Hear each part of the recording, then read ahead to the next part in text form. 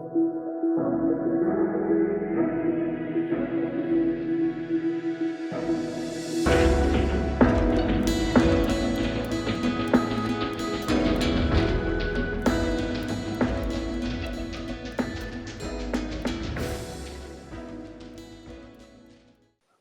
everyone. Welcome to the Physical Challenge Podcast. I'm your host today, Mehdi, and I'm here with Eddie. Eddie, how are you doing today? I'm okay. We're recording earlier than normal today, so I'm kind of just like, I guess, still groggy a little bit, and it's rainy outside, so it's a totally different vibe than normal. But we'll see how it goes. Also, we're just you and me again today, so Yeah, it's just me and Lone today. Joshua has some things he needs to handle, so he's probably going to be here next week. So this week we are talking about the Physical Challenge Part 2. We are recapping episodes, I think, 4 to 9 and quest 2 to 5. So the entirety of the show, and we're excited to give you our thoughts today. But how we're going to structure this is a bit different than how we structured the first episode of the podcast that we've done with the Physical Challenge. mm-hmm. We're going to go quest by quest instead of episode by episode, just so it's a bit more concrete in the actual competition aspect of the show. So, if you guys have any like comments on that, you guys can comment. Therefore, okay. We're just gonna jump right into it. So we left off on like a cliffhanger in episode 4, which the show loves to do cliffhangers, Yeah. and it was a pretty obvious result. And then it went onwards for the rest of the sumo or like that death match thing. And now we head to quest 2. So I'm gonna quickly explain quest 2 to the audience, and then Lone can give you some thoughts on it afterwards. So quest 2 is to start quest. This is what they did. They had all the contestants vote for the 10 most capable people to become leaders of the teams, because it became team challenges starting in quest 2. And with the team challenges, after that, they all lined up, and each person gets to go. Each contestant after that has to go who they want to, whose team they want to be on, right? So, but then the team leader can only pick 5. So any contestant left out has to kind of like push their luck on another team.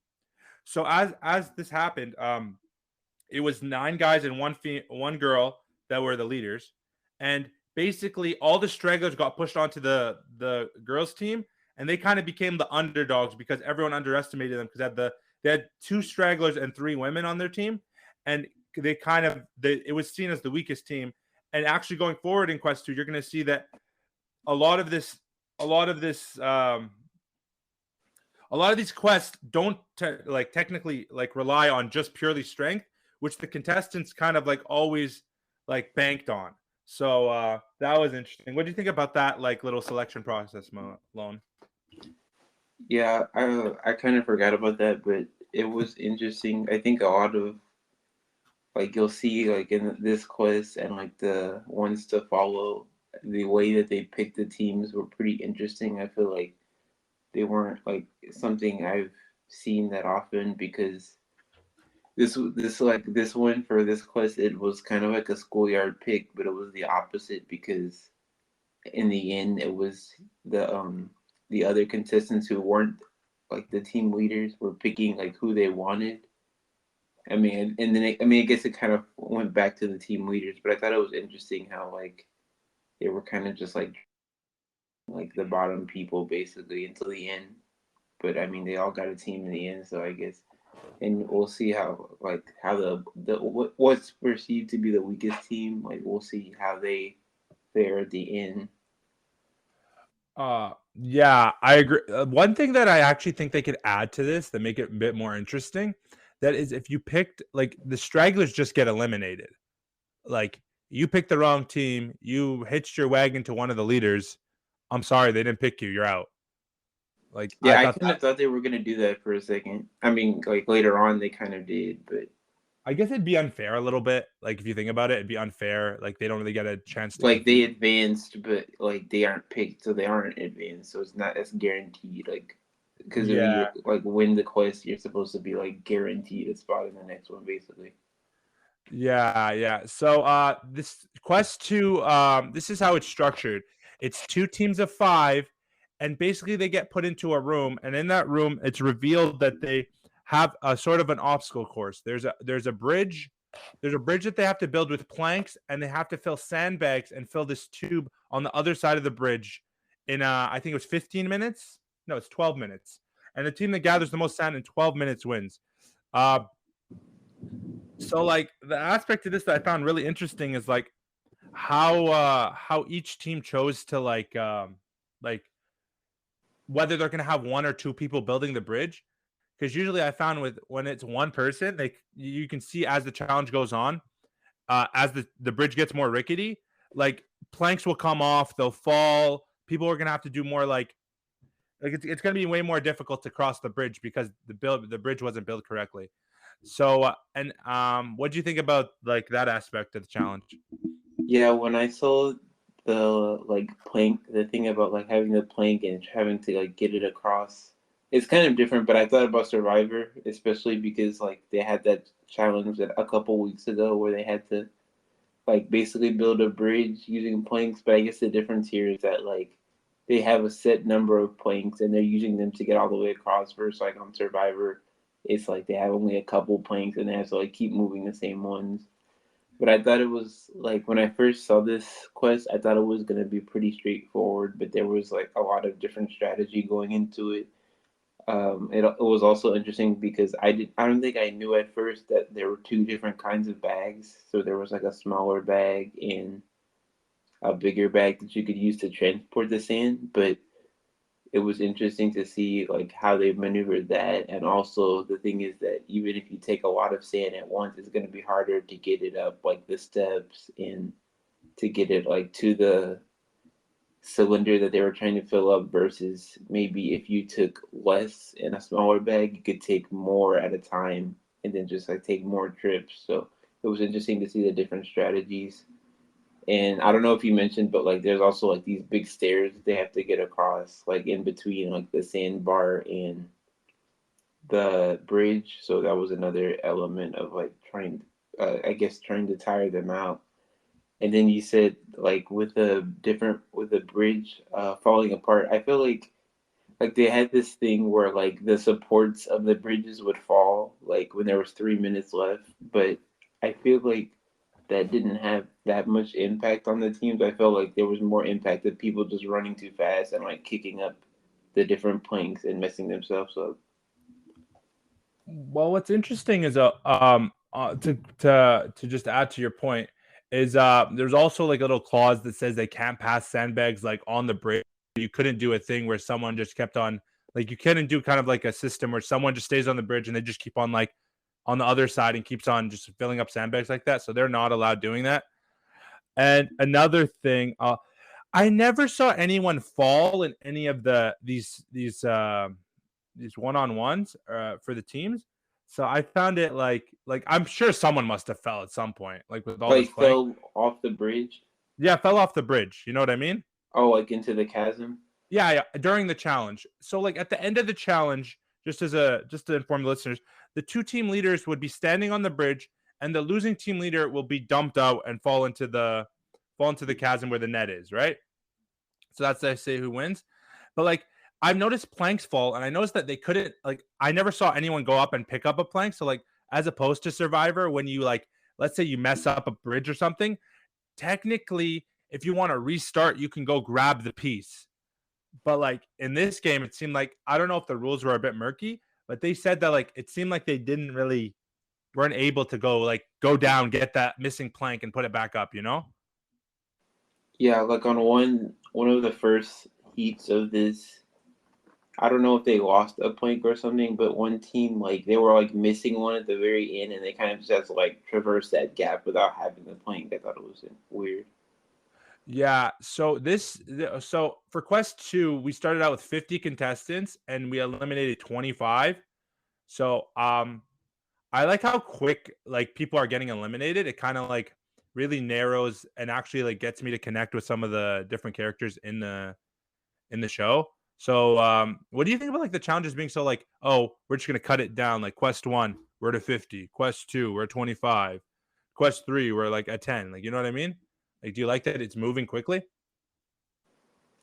Well, yeah, I think at this point, yeah, because like we knew from the beginning there was gonna be like 5 quests, and this is already episode 4 or 5, and there's like they feel like they're still barely just starting. Like there's still 50 people left.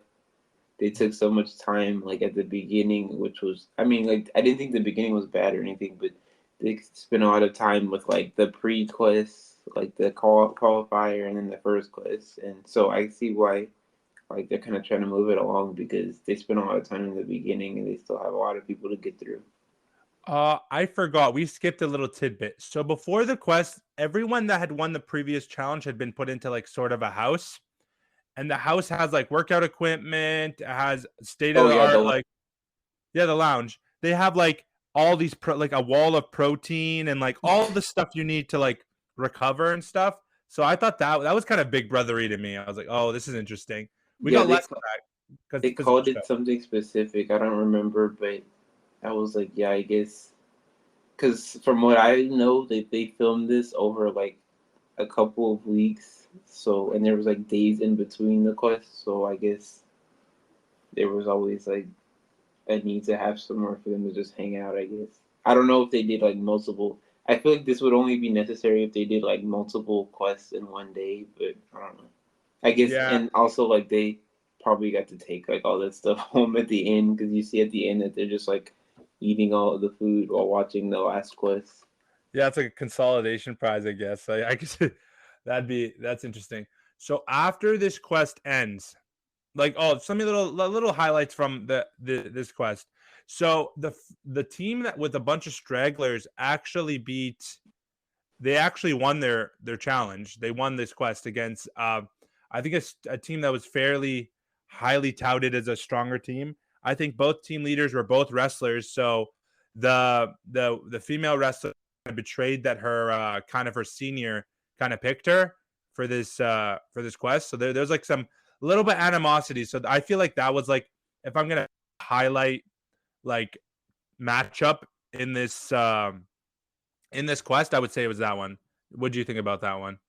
Was that the one with the like the basically the leftovers, Yeah, it was the the leftovers purple team? versus yeah, it was the leftovers versus the it was the only female leader versus her compatriot wrestler. So like that was like Oh yeah, she said yeah. with like all the drama about like oh I thought we were gonna like stick by each other, but then they end up going against each other. Well, to be fair to him, we saw the little clip where they said, "Oh, his team literally pressured him like we got to do this. We need an easy win." And like they underestimated this team a lot and I think they lost like it wasn't like a blowout or anything, but it wasn't like close. It was like when you look at the set, like where the sand is, because how they see who wins is there's like a little bar of a tube to see how high each sand is, and so like I thought it was really entertaining. I think that was my favorite matchup out of this. The problem with this quest is it gets really repetitive. And Yeah, I feel like it limits how much you can really do, even if you I get thought innovative. yeah I think I might have skipped through one of them. The one It's that okay. you were talking about, like with these two teams, like that was actually probably one of the most like blowout wins. The other ones were actually I was surprised they were pretty close. I think the very last one was like the closest one, or maybe like the third one was the closest one. But yeah, I was surprised. It did get kind of repetitive, but I was surprised that some of them were that close. There's a middle section of this quest you can skip. I think the beginning's good, the end's good, just a little bit the middle where they're trying to be like, oh, push it. We have like 2 minutes left. I'm like, at that point, you can just skip to the end of the quest. Uh, so here's a little tidbit. So before they head to quest 3, there is a chance for some contestants to come back. They call it quest 2.5. So basically, all the eliminated teams are able. They're all have to hold their. I thought this was very interesting. They all have to hold their busts over with a rope, and the it contains 40% of their body weight. And if they drop their bust, they lose. So the last 5 contestants like standing win and go back into the game. So what do you think about that? I like the metaphoric thing where like they literally have to hold their physique up. It's kind of like it's a really easy metaphor for like, okay, you're showing who you are right now. This is you keeping your like butt up like in the game. What do you think about that? The little Yeah, like redemption challenge. towards the end, like we saw the busts in the beginning, but towards the end they start to utilize them a lot more. I feel like during the first quest, like since there were so many matches that they had to fast forward, you didn't always see like them having to break their bus, or they kind of just like sped through it because they had other stuff to get to. But like later on, you'll see that the busts are a lot more present. I think that this one was like pretty similar to the qualifier at the very beginning because it was like more endurance, and so it was really like how bad do you want it, or you have to be really the strongest person to have like this second chance. And then they would explicitly say later on that like there wouldn't be any more of these. So I think it was fine as like a one-off, but like it kind of defeats the purpose. Like maybe I would even say maybe if not even like put it at a different time in the competition, or not even do it at all if they did another season, because like they've seen, like people have seen this season, so now it's like you don't want them to be comfortable to think like, oh, well, one time I'll have like a safety round to save like for a second chance. So it works. Like it's one of those things, like if you see it for like it works for the first season of a show, but it might not work later on down the road. Yeah. Or like I feel like they can implement it in a different way, if you know what I mean.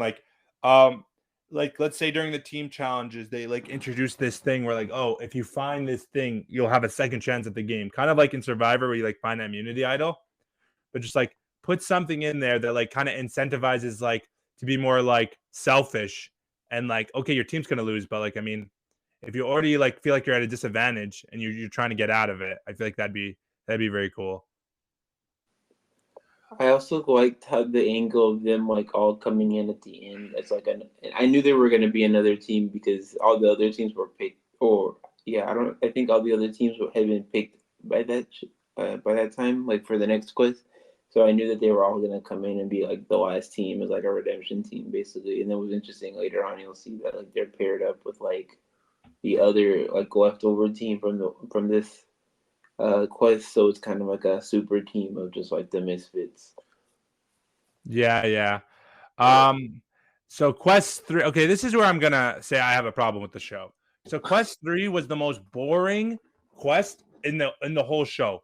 So I'm just gonna like lay it down. We're probably not gonna talk about it for a long, unless Lone wants to talk about Quest 3 a long time. Lone, do you want to talk about? Do you I have remember to what like it was? refresh my memory to see what it was. I'll tell you what it Oh was. yeah. Oh, Conte- it was the one that like the show probably thought was like the most badass of everything. It was so lame. It was so lame. So okay, so Quest 3. Right now we're at 30 people because our team of 5 had just come back. So in the so there's 5 team there no, there's 6 teams of 5.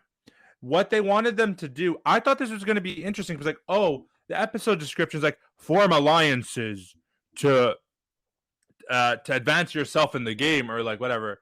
But no, so contestants had to team up with another team, and then they're gonna have one team of 10, and they have to move a 1.5 ton like pirate ship like up this thing and to the end of this. Like they had to move it across the map. Like that's how I explain it. Like they had to move it across the map.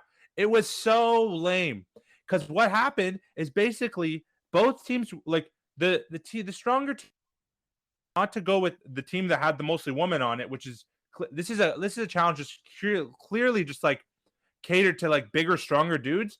So they weren't going to pick that team, the underdog team that we just saw win, and like we were like cheering for. And so they got teamed up with the like with the team that just came back, like the Outcast. So like you kind of felt like you knew the result going in, and like the episodes was there was nothing like other than seeing these people in pain, like excruciating pain or like hurting themselves. Like there was nothing entertaining about this challenge. Like like yeah, the last place team goes out. It's impressive that like I can just say that like because look at the results. Like I'm sorry, Lone, I'm ranting here, but like results. The first team finishes it in like 13 minutes 30 seconds. Second team 19 minutes 55 seconds. bro. The third team, 22 minutes, 15 seconds, dude. What, bro? What? Like, if there's that much of a difference between the first team and the last team, the challenge is clearly flawed. Like, that's clearly not fair. But what do you think about this? Yeah, it reminded me of another show that we covered, Endurance, one of my favorites, because they would do the same kind of thing where they would have like the teams partner up for one mission. But I think like the flaw might have been that like they were gaming it. Like you said, like the obviously the strongest team is gonna go against who they perceive to be the weakest team.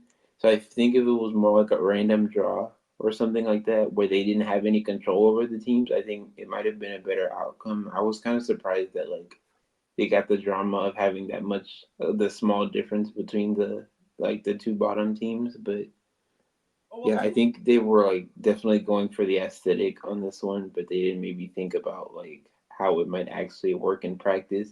I don't know how if this is like another thing about like Korean variety shows that like with the editing, but at one point they showed like on the second team to go, like they cliffhangered it on one episode, and then the next episode they basically just went to the next team.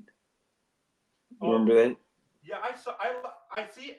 Even though I hated this challenge, I liked that part because it kind of like set up, like we didn't know how the other team finished, so we saw the third team go. So like we were underwhelmed when we found out the third team actually lost, right? So they kind of like built suspense, even though there was no suspense actually. So I thought that was one of the things I think they did right. But otherwise, this was I just feel like they usually like when they do that, like when they've done it in the past. I feel like they usually like at least reset, and they're like, oh, this team is like they reset where they are like in the next episode. But I don't think they did it this time. They kind of just like went to a whole nother like round. So I was like, well, what happened? Did they just never did, do it, or and did then you they find it didn't they refreshing? never even went back to that team until like the very end when they were like showing the results. It was just kind of odd to me.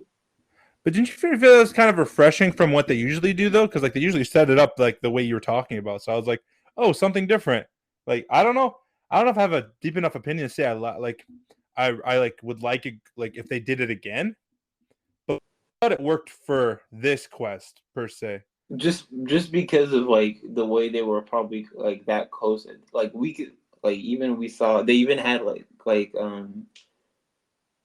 what they did during the like during this quest was at there was like certain checkpoints, I guess. So at each checkpoint they would put like a graphic up of where each team was like at their time at each checkpoint. So I kind of like that because you can see like, oh, at this point this team was in the lead. By the next point, like the other team had like had an equal time like with the other one. So I liked how they were like doing like that stage by stage, like showing the time at the end. Yeah. But yeah, I don't know. Yeah, no, I know what you're talking about, like the little checkpoints where they tracked where everyone was, but I don't know. I just really like thought like the third team really got screwed. Like I really didn't. Like, what is your opinion on the actual like challenge aspect? Like, did you like this? Seems like it's very. It was boring. Like it wasn't entertaining, right? Yeah, this one I know I skipped through because I was just gonna get resolved at the end. So, and I don't feel like the at least like in the one before this, I feel like I could kind of follow, or it was more necessary. I feel like to follow it along. But like with this, it was just like, oh, we're gonna see the times, and they're all doing the same exact thing. So it's not doesn't really behoove you to have to sit through the whole thing. Yeah, I skipped. I can be honest. I skipped most of this one. I watched the first part of the first one just to see what it was, like the first team going. And then when I realized kind of, what was going on, I was like, yeah, this isn't for me. So I Yeah, skipped a lot. a lot of the first couple of quests I feel suffer from like this rewatchability where it's just the same thing over and over, but I feel like later on they resolve that I in think the it next gets better couple of with quests. smaller amount of people. So we're gonna move on to quest 4. We're at 20 people now. And wait, I loved quest 4, man. This was actually my favorite quest in the whole show. Yeah, I agree. It was so fun. So basically, this is how Quest 4 worked. So technically, we're still in these 5-person teams. I don't like this is how they wanted to move forward with it. Well, it's whatever. So in Quest 4, we're going to get 5 different challenges, and one person from each team needs to compete in that challenge to move on to Quest 5. And from there, there's only going to be 5 people left. So this eliminates 15 people. It's different. It's different. So within the teams, they can decide kind of where they want to go depending on what challenge they're. And they base these challenges on, I think is it Greek gods or something? Because like Yeah, Greek mythology, which was, I don't know, I liked it. I liked that aspect. I liked it too. They're as follows: the punishment of Atlas, the fire of Prometheus, the winds of Icarus, the tails of Ouroboros, and the punishment of Sisyphus. I can't even say that. Sisyphus. Whatever. I cannot say that. So this was so fun. I was interesting. So before we just jump into them and like just at the outset, which one did you find most entertaining to watch out of the 5 challenges? Like entertaining wise? Yeah. Yeah, enter wise. So let's just go basic. Like what'd you find most fun to watch? I'm going through them all again. Probably, honestly, probably the first one and the last one. I was thinking about it. Like I liked. Okay, so let me just explain them for the audience before we just start talking about it. That might have been my bad. So the punishment of Atlas is basically you have to just carry a big boulder on your neck for as long as possible. And then the fire of Prometheus is basically contestants run through this obstacle course. So basically, the obstacles course is as follows. So like it's like a kind of like a set.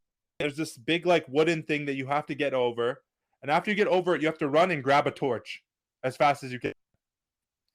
And that's the fire of Prometheus. And then the wings of Icarus is basically you're on a rope, and the rope keeps on going down and down slowly, and you have to just for some reason like it makes sense because Icarus like feathers were falling down, so they kind of ruined like they got stuck to your feet and stuff that like impeded the way you were like climbing the rope.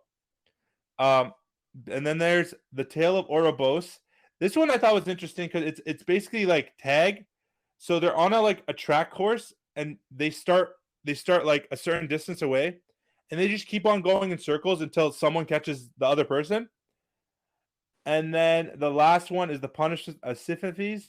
This one they have like a little obstacle course where they have to roll 100-kilogram boulder up the hill, up and down, within I think it was like 40 seconds. Like they had like a time limit. It was like 40 seconds to get there and back. And they do that until one person's left. So sorry, as I explained. So you like the first one? You like the punishment of Atlas? Well, I like the Atlas one because like if you know like the like I guess the mythology of like Atlas, it was that like the picture of it's like this picture of this person that's just like carrying the world on their back. So I feel like that one was like, well, because they said it was themed after Greek mythology, so that one was probably like the one that was most true to like what it was actually trying to represent. The other ones I felt like were kind of just like kind of a stretch. Like they kind of just like made it fit whatever they wanted. But like that one, I don't know. Greek mythology kind of interests me. I don't know that much about it, but like just knowing like what Atlas was, I felt like that was true to what it like was trying to describe. I was surprised there wasn't like a Hercules, something like that, because I mean Hercules is literally like the mythology that's about strength. So I was surprised that they didn't try to like incorporate that into this. The symbolism of this one was on point. So like let's just talk about this one. Like these. So basically, what I feel bad about is the girl that was in this challenge. Like she couldn't even like I felt bad. I feel like she should have picked something else out of the 5 because she couldn't pick up the boulder, so she was like immediately out. So like I felt bad for her, like, and she kept on trying during the challenge just for her own like satisfaction to pick it up, and like we never got her to like actually do that. So that was kind of a bummer. But these other 2 dudes were holding the boulder for what they say 2 hours. Yeah, either 2 or an hour and a half, something like that.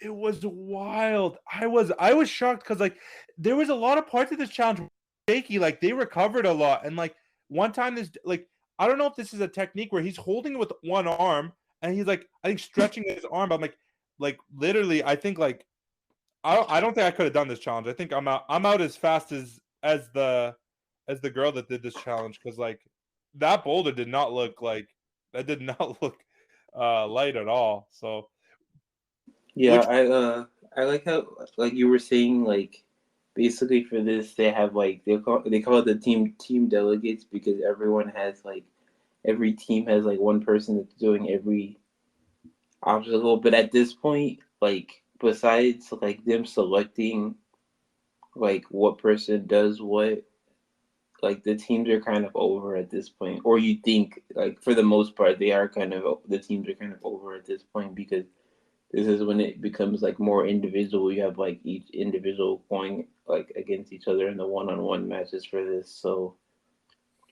I like appreciated them like trying to switch it up with having the teams for like a round or two, but like they were kind of irrelevant at this point. yeah, at the end of the day, only one person was going to win, right? And I like that some of the teams like they found out like how they decided, and some of them just went basic. They're like, "We'll just do rock paper scissors." Yeah, I'm as soon as like they were like, "Oh, what's the most fair way?" And that's the first thing I thought was rock paper scissors. like, And what else? I was surprised that they actually did it. I thought they were gonna like draw straws or something. Like, What else don't could you leave do? it past this like show, this like big time show to just like use rock paper scissors. I mean, it works, man. It has settled a lot of disputes in my day. Rock paper scissors is like one of the most accurate ways to get through a conflict. I feel, but I prefer like Earth, Wind, and Fire, Earth, like Wind, and Fire. on the Temple of Fate, on endurance. No, but how you represent that? I'm just gonna say Earth, Wind. Like what we do? Like, do we have cards? Not a card, like of each element. I'm like, okay, I'll do it. But like, I mean, you can really just do the hand things, easy, easy. Um, so now we're gonna go to this. So why didn't I really like the second challenge, the Fire of Prometheus? I thought it was interesting. Oh Like no, no, that's the one I like the least. really, is it because you don't like the racing aspect? Because it was done so quickly and like proficiently that you I thought it say was like you say entertaining. for Fire, right? The Fire one. This is the one where they run for the torch and they grab it. No, that was the most boring one to me because like they're saying it's like an obstacle course. Like this is not an obstacle course. They had like one hurdle and then they're just like running through. Like where they had the water, did they have like was that like a mud pit or something? I don't know, or like a sand pit. I think they might have like let me see. So it was like a sand pit, but I feel like they had like artificial rain or something to like kind of make it for them to run or to spill. Um, I'm surprised you didn't like this one because like I guess in the beginning, like that one tall like baseball dude gets like caught up in the thing and then he gets like murked. And then like I don't know. I thought it was entertaining because it was like, oh, you're jumping for your like I just like the torch aspect. I like the symbolism, like, oh, the fastest holds the torch, they're the winner. But I can get how it can get kind of boring. The thing is, it wasn't that long. This one was like, what, like 10, 15 minutes, maybe? It wasn't a long challenge, so that's what I appreciated about it. Yeah, I like you said, Dustin Nippert, like him and Miracle, like they're the Americans. I was kind of like rooting for them a little bit, like the whole time. But once I found out that they were in the same like heat here, I was like, oh, I guess one has to go now. So What's odd about the show is I'm guessing Dustin, like, he knows some Korean, but usually he speaks English in his yeah, confessional. yeah, I wasn't sure about that. I was like, they probably just because yeah, like him and Miracle, like they're obviously like live in Korea, so they probably like know Korean. But I didn't know if they like had them speak English for the confessional because they're still gonna need like the Korean track for like the Korean edit of the show or whatever. So it was interesting. Well, Miracle spoke Korean, man. He was speaking Korean in the confessionals. He was looked sounded pretty good too. I was like, Yeah. this he's that's why I think Dustin's like a little bit less because he came to play baseball there, but I'm assuming he wasn't there as long as Miracle. So let's move on to the Wings of Icarus. This is the one I thought was the most boring because I mean, once you saw the ice climber, kind of like the rescue dude, like in the challenge, like there was no hope of anyone else winning this. Did you think anyone else was going to win this one? I'm like, this dude saves people for a living. Like, he's not gonna lose a rope challenge. Yeah, I don't know. This one kind of fell flat for me as well, but not as much as the last one. I was kind of just like, oh, there. Guy, eh? Racing? Yeah, that was just like you're not big like watching people sprint guy, eh? Because that's basically number two. Oh no, like the last one, I just felt like it could have been executed better. Like they called it an obstacle course, but it wasn't really an obstacle course. This one, it was kind of just, it's kind of similar to another one we'll see later on with like the endless climbing or whatever. I guess I don't know. It just wasn't for me. Okay, now we move. The whole the feather thing.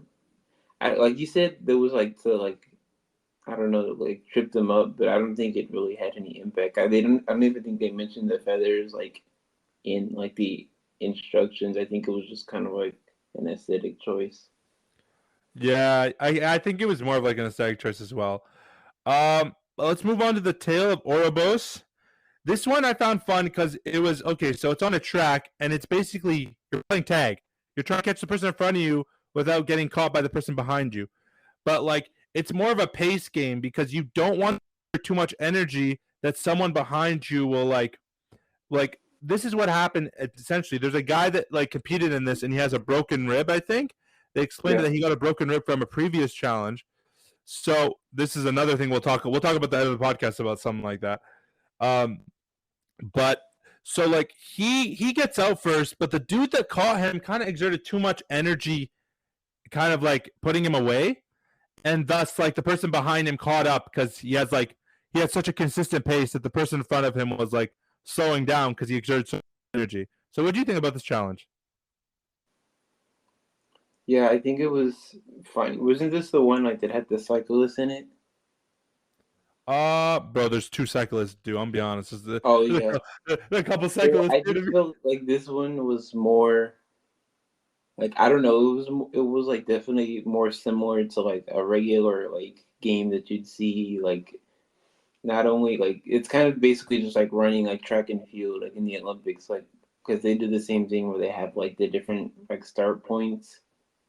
But yeah, this one was I was like I don't know. I guess I liked it more than like the other two I mentioned before. But Yeah.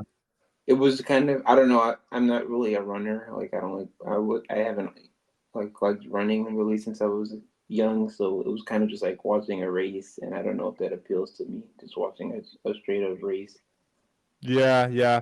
I've I liked it just because like I like the like different like mentalities. Like, okay, I got to maintain a pace, but like I also got to catch this dude.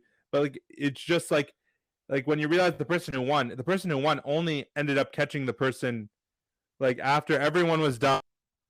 A lot of their energy. That guy at the end of the kind of when he caught up, he had like that small burst of energy after pacing himself and just started running. And I was like, oh, I didn't even know he had this much energy left. So I thought It, that was cool. Huh? yeah, if anything, what I will say about this one is that it was continuous. Like there weren't any breaks in it. Like the other ones, pretty much they all had some kind of break, except for I guess the Atlas one. But the last couple ones we mentioned, they all had a break. So this one was continuous. So I guess I can appreciate that there was no like break in the action. Now we move on to the punishment of Siphius. I think that's what it is. So as I said before, they have to move a 100 kilogram boulder above this hill and then move down. So this one seemed excruciating to me. This one I feel like is the one I would want. Like if I had to rank the ones I do least, like I think I could do the punishment of Atlas one, and I could think I could do the Tale of Oribos one.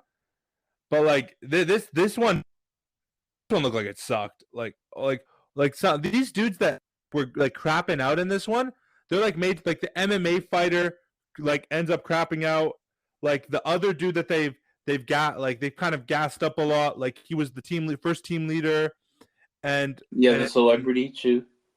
yeah, they were like did like you. I was surprised. Like I haven't seen people this exhausted. Like they're just done. Like it's not like they finish and like oh they're like they go to like they just collapse. And I found that like really interesting. What do you think about this challenge? Yeah, this was like even the contestants were hyping it up as like, oh, this is the big match. This is basically like the final because it had like all the, I guess the strongest people, or they perceive to be the strongest because they all have like this big built frame.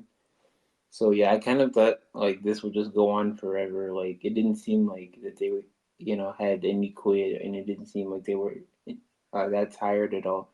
I thought it was interesting how like I don't think I knew that like they would have like a little bit of a break. It's like they have the 40 seconds to like go up the hill and come down, and then they have like a 10-second break. But it was kind of just continuous. Like again, like I said before, there wasn't much of a break, so I guess I like that. But I don't think I could do any of these. Maybe like the well, I say that maybe the tail one because, but I don't like running. But I think maybe I could only do like the fire Prometheus. But most of these, I don't know. That's like a common question you always ask is like, which of these like could you do? And I don't think I could do any of them honestly. I ask because it's like the challenge shows, and then whenever I watch them, I think like, oh, could I do this? I would always want Yeah, to know if someone could like be like, oh, this looks fun. Yeah, I could do this, but none I of don't these think look fun. None of this like no none of these quests in this show looks fun. in Quest 5, there's a couple of them I think would be fun to do. Let's move on to Quest 5. Right now, we have 5 contestants left, competing to go on. What I like about Quest 5, it's made up of it's made up of 4 games, and one person has eliminated every round of this. But before we get to Quest 5, we kind of have some sort of a last supper. So like all 5 contestants get together, they eat a hearty meal, and they kind of discuss why they're there and why they like wanted to be on the show. And I thought that was like kind of wholesome and kind of like made me connect more with the top 5. So like I really like that. What'd you think about that? Yeah, I knew it was coming because I saw that like if you see like in the episode description, it's like, oh, it basically like teased that this was gonna happen. But this is, I thought like it was fine. I thought it was gonna take like too long, but it only took up about like the first 15 minutes or so of the episode. It kind of reminded me like on Big Brother at the end when they have like the recap or whatever, where they have to like sit down and talk about like all the different clips that happened during the season. But yeah, it was the only thing I didn't like was like the guy Joe. He always was like interrupting. Like they would be in the middle of the story, and he'd be like, "Yeah, I don't know. I just didn't. I didn't think that I that think was."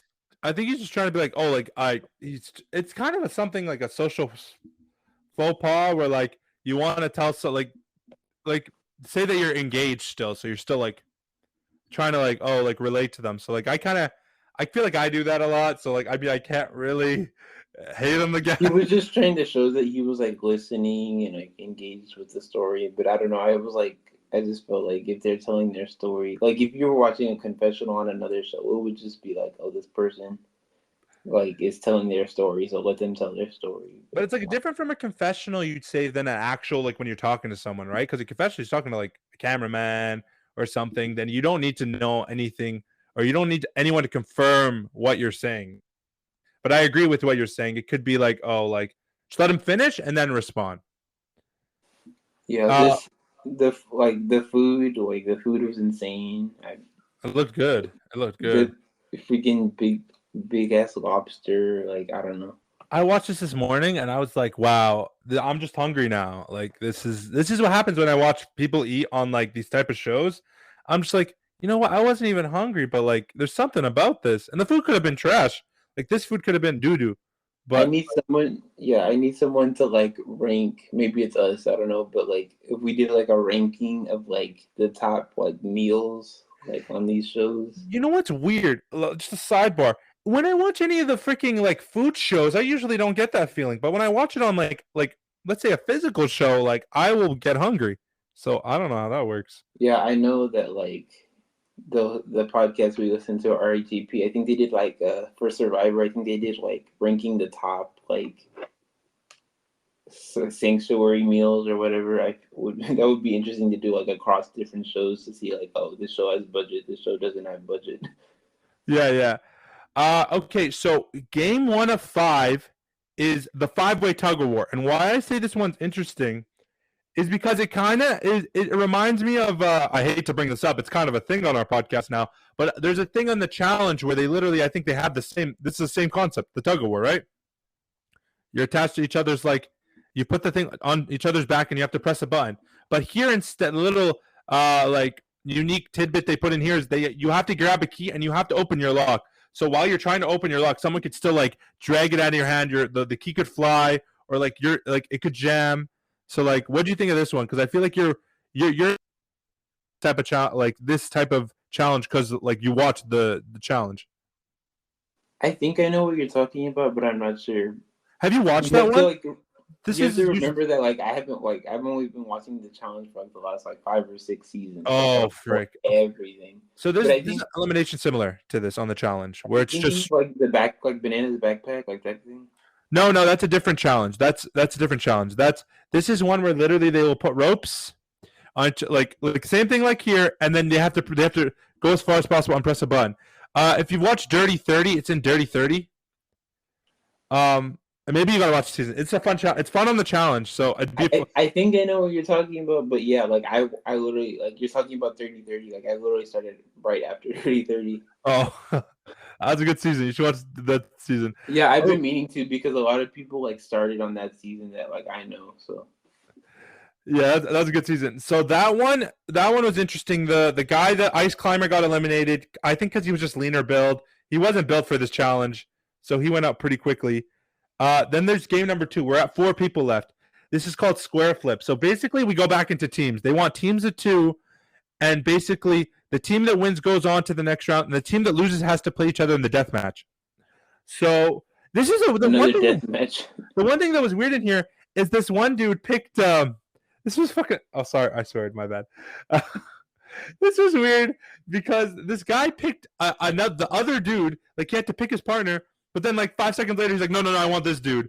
So I was so confused. I was like, "Are they gonna let that like ride?" Like, I think it was a slip of the tongue. I think it was okay. I think there's like a window. I don't know. I think he picks a different person, but I mean, I guess he had the pick, so it wasn't, and nobody else was picking because like if he picks his one person, then the other one's like a default team. So I guess there was kind of a little bit more leeway than they normally would. It wasn't like somebody else being like, "Oh, I wanted that person." It's like, well, he has the one pick because he got like the right or whatever.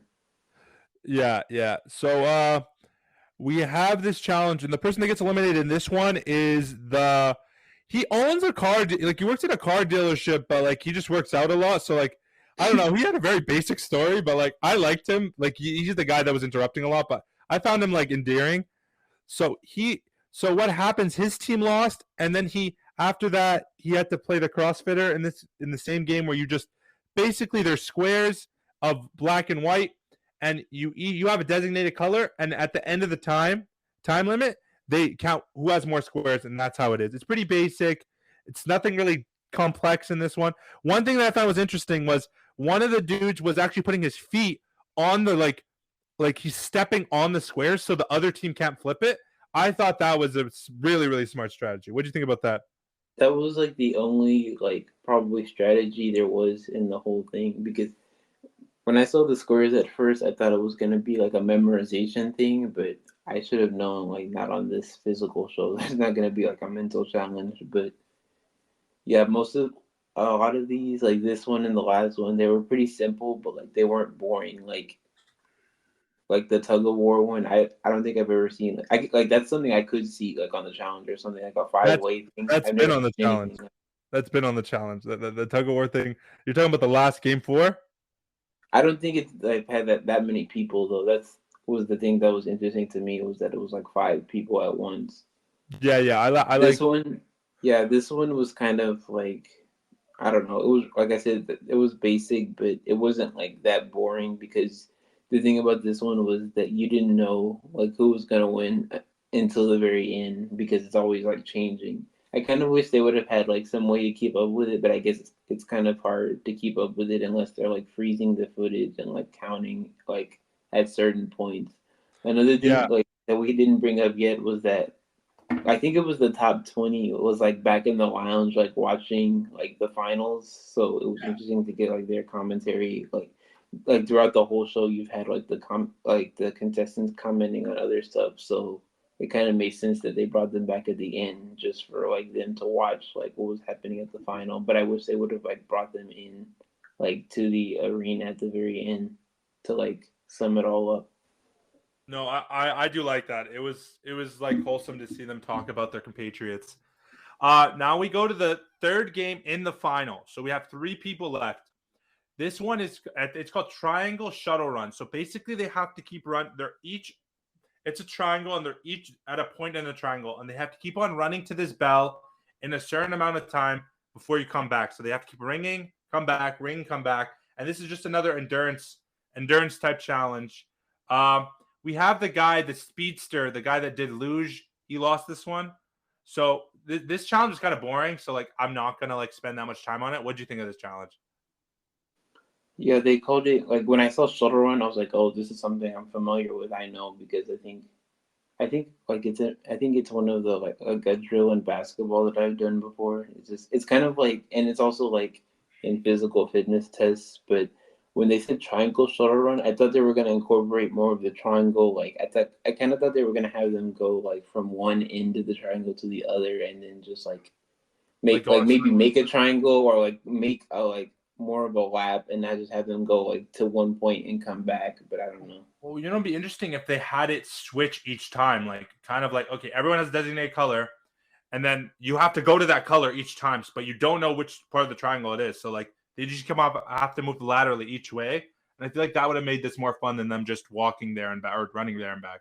Yeah, either that or them like all making a full triangle. Like if they're gonna call it triangle, then like not just because it's like in a triangle, but just have them like hit multiple like sides of the triangle and not just have them go like from one part to the other. But Yeah, yeah. We're gonna move on to the final game. There's 2 contestants left. There is Jung Hae Min. I'll say their names because they're in the final, and Woo Jin Young. One of them is a CrossFitter. He won. One of them won that one race. I think I don't know if it's the Icarus one. No, it's not the Icarus one. They won one of the ones I the couldn't see. fire one. One of them, no, it's not the fire one. The fire one, the dude got eliminated in the game 3. One of them won the boulder one. Jung Hung Min won the boulder one, where you have to push the 100-kilogram boulder, and the other one won like the one the tag game. So okay, so basically this one is they basically have to pull this rope until it's gone. There's like it's a big like pool of rope that's inside this wheel, and they have to keep on pulling it. And then the first person to like pull it and finish like wins the game. Here's the thing. I'm gonna let Lone take it from here. Lone, what is the controversy for this one? Because Woo Jung Young won, but there's a thing where Jung Han Min's thing it seems like it got stuck and he couldn't pull anymore. So is that the controversy? Can you tell me? Oh yeah, I don't even remember. Like I don't know. I watched it last night, but I don't even remember that much of that. Hold on, I saved it. Oh, okay. So the controversy, I kind of skimmed it because it's really long. It's like there's someone made like this like mega thread on Reddit with like, Yeah. all the information. It's very detailed. I can post it. I'm gonna send it to Medi too. But I think that they found. I think like a reporter or something was like alleging that there was basically some rigging or like production manipulation. Oh, So that's hot. It's a big accusation. The thing is, they never explained why his thing got like caught. Like it just stopped moving, and he's like a bigger dude. And I'm like, I'm sorry, you could see him pulling. Like he would a little bit, but his thing just jammed. So I was like, this doesn't make sense to me that it jammed like this badly. yeah, I'd have to rewatch it. So like it's saying that this reporter first he released an article that was alleging improper production in the final match. So basically like he's saying this the final two commented on it. Production actually came out and was like, no, this is what happened. They gave a detailed report of like everything that happened on that final night of taping. Like it was Yeah, insane. And then like even to further substantiate it, they were like, okay, we're gonna show the footage. They released the foot. They had like this private event for the media, and they yeah. showed the footage. And but of course they didn't let like other people in. But then later on, after that, people in the media reported it, on that event, and they were like, yeah, the basically what they said like happened, like the rundown that they gave of what happened on the final night of taping. It was substantiated by the evidence that they showed us here. So it was a lot. Like there's a lot to like comprehend. So Yeah. basically, like this guy who won, his win is kind of tainted because even like if it happened properly, not everybody has all the right information. So Bro, he's yeah, tainted with the cash though. But like, I don't care if I won and cheated. Like if you went home with the money, like does it really matter? yeah.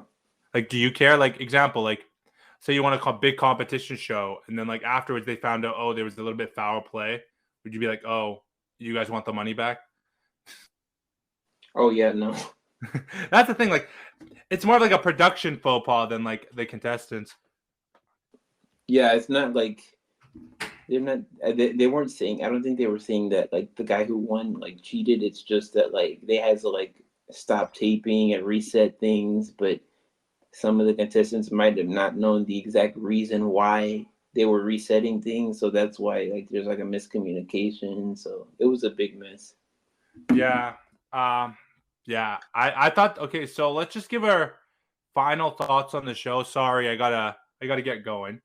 So I really enjoyed the show as a whole. I enjoyed the characters. I have a little like nitpicks with some of the games and like the quests, especially the ones that like I like the team aspect, but I felt like they held on to that a bit too long, and then kind of like it kind of like screwed a couple people over, especially in Quest 3. So I didn't like that aspect. But otherwise, I would say this is a pretty good show, and I think season 2, if they do a season 2, uh, I think they just might want to like try to get a quest every like at 2 episodes instead of like doing a bit too like I know it's Korean TV expected to do a lot of like cliffhangers, like especially on stuff that like will get resolved in the last like the next minute of the next episode. So what are your thoughts like Yeah, you were saying that like about like it coming back. I don't know. I thought I saw that it wasn't coming back because there was injuries. I kind of like now that I'm done. I was kind of like staying away from the subreddit, but I kind of want to see like.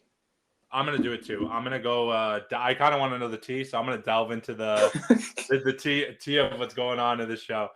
Yeah, Um, but I did like you. I agree with you. I like overall enjoyed it. I kind of see like why it got so much hype and like I think there's like some more either I think they're focusing on more like Korean like shows in general on Netflix, and yeah, there's like another show that's somewhere that's gonna be all women. But yeah, I enjoyed it. It was a good show. I'm kind of like interested to see other like Korean variety shows like this now, just to see like how they compare. But overall, yeah, it was a good show. I wouldn't be like mad if it came back for another season. So yeah. I like that this opened your door to more Korean TV, so I think this is going to be really fun. It's a fun experience to watch shows. Like you'll get used to the little mannerisms and stuff in the TV. So we do got to wrap, but I'm going to set up what we're doing next week, hopefully next week or whenever we do the next podcast. Who knows? So we're going to watch the Netflix show Laws of the Jungle. None of us have seen this show. I really know no information about it. Josh will be with us next time. Don't worry. We're going to keep him accountable on this one. He will be with us. You can follow me on Twitter at Aljabiri23. You can follow Lone at what's your Twitter? Lone Ranger 158. And you can also follow us at Physical Challenge Pod on Twitter. It's physical as in PHYS pod on Twitter. It's Physical Chow. Oh, Physical Chow Pod on Twitter. I'm sorry, but bad information. This You'll was get it. You'll get it eventually. I will. I'll have it written down. This was a fun podcast. I love talking about the physical challenge. I hope you guys all watch it. I'm hoping to hear from the audience at some point. Maybe leave us a review. I'll see you guys next week. Bye-bye. Bye.